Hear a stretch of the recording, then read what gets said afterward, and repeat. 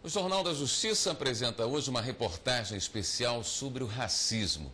Você vai conhecer a história de Luiz Linda, que desde criança sofreu preconceito, mas superou todos os obstáculos e se tornou a primeira juíza negra do Brasil. A reportagem especial é de Carolina Chaves.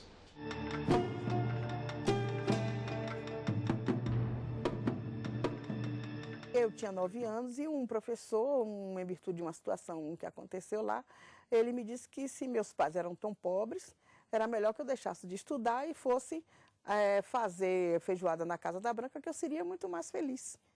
E eu, inopinadamente, eu disse a ele que eu não ia fazer feijoada na Casa da Branca, que eu iria estudar, ser juíza e voltaria para aprendê-lo. E ela quase cumpriu toda a promessa, se não fosse por um detalhe.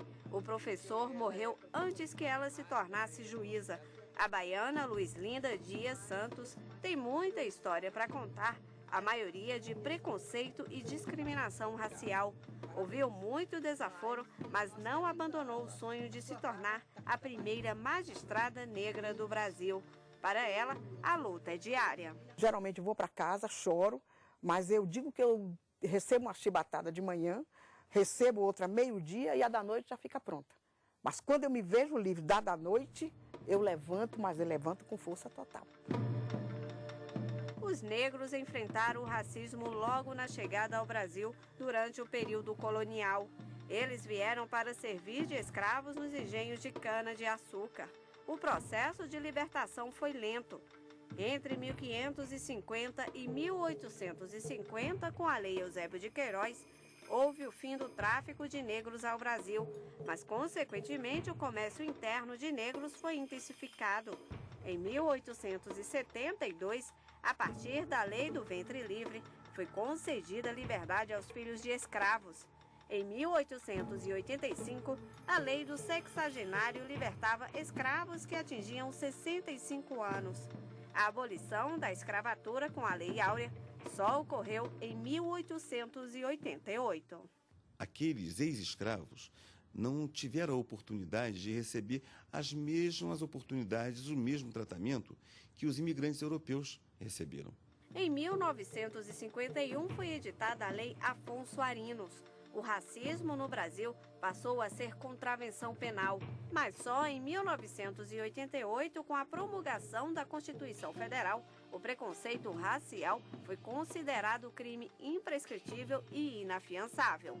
Em resposta à mudança da Constituição Federal, veio a lei em 1989, a Lei 7.706, que instituiu propriamente o crime de racismo e aí deu a ele um tratamento mais severo. Sofreu alterações ao longo dos últimos anos, mas de qualquer maneira foram alterações cada vez acentuando mais a importância e o significado do combate ao racismo no Brasil. Apesar da liberdade concedida, os negros ficaram presos até os dias de hoje ao preconceito racial. O tempo passou, a sociedade evoluiu, mas algumas ideias, na verdade várias ideias, permanecem involuídas. Por exemplo, essa ideia de que cor é critério de superioridade ou inferioridade.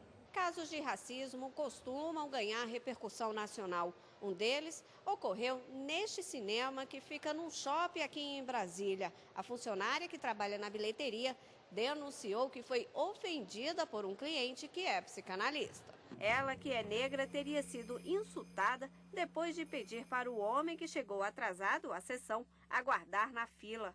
Para a juíza Luiz Linda, casos de racismo e preconceito são ainda comuns. Estavam acostumados a nos dar somente a vassoura e o pano de chão, e não a caneta.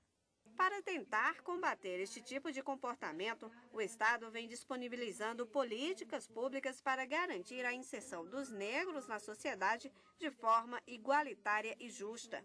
Recentemente, o Supremo Tribunal Federal confirmou a constitucionalidade do sistema de cotas aplicado em algumas universidades públicas do país. Depois de estudar muito e ser a primeira magistrada a proferir uma sentença contra o racismo no Brasil, Luiz Linda se emociona. Me deu assim um alento muito grande. Eu cumpri a minha missão. Aliás, como sempre eu faço, eu procuro sempre não errar. O negro não pode errar, ninguém pode errar. mas o negro muito menos.